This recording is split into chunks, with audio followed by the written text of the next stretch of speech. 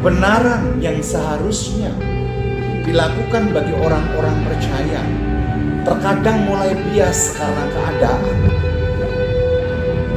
Hidup yang jujur yang seharusnya menjadi bagian yang melekat atas kita, terkadang dengan situasi yang kita hadapi mulai melenceng atas kehidupan kita.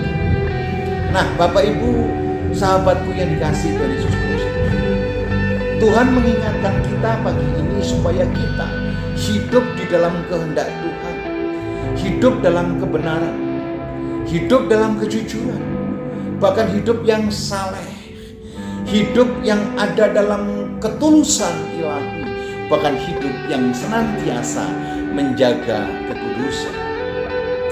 Ketika apa yang saya sampaikan tadi kita lakukan, ingat Tuhan tidak pernah kekurangan cara untuk memberkati kita, untuk memulihkan kita, untuk menjamah kita, untuk menolong kita, bahkan memberikan kita kelimpahan yang luar biasa.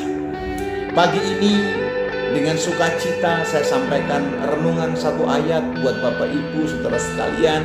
Biarlah renungan ini memberikan kita kekuatan, renungan ini memberikan kita pengharapan, bahkan peringatan apa yang Tuhan kehendaki atas hidup kita. Terambil dari Lukas pasal 2 ayat yang ke-25. Ada seorang tokoh yang bernama Simeon. Dan Simeon ini adalah orang yang saleh, orang yang hidup kudus, orang yang hidup dalam jalan kebenaran. Dan dia menanti-nantikan Tuhan itu sendiri.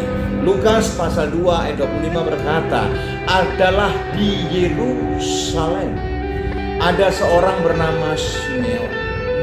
Ia seorang yang benar dan saleh. Saudara kasih mention dulu. Dia sudah tinggal di Yerusalem. Yang kedua dikatakan apa? Orang yang benar dan orang yang saleh, yang menantikan penghiburan bagi Israel. Roh Kudus ada di atasnya. Saudara bayangkan, ketika roh Allah ada dalam diri seseorang, hidupnya dalam kebenaran, hidupnya dalam kesalehan, saya begitu percaya perkenanan Tuhan sempurna turun atasnya. Pagi ini saya berdoa, apapun pergumulan kita, apapun masalah yang kita hadapi, tetaplah hidup kudus, tetaplah hidup jujur, tetaplah hidup saleh di hadapan Tuhan. Sebab Allah yang memelihara kita, sebab Yesus sendiri yang memberikan kita pertolongan. Berjuang meraih perkenanan Tuhan, berjuang meraih sukacita yang datang daripada Tuhan, sehingga sisa hidup yang dipercayakan Tuhan kita hidupi, kita pakai untuk kemuliaan Tuhan. Selamat beraktivitas, selamat melakukan kegiatan-kegiatan sepanjang hari ini. Percayalah, Allah ada dalam hidup saudara.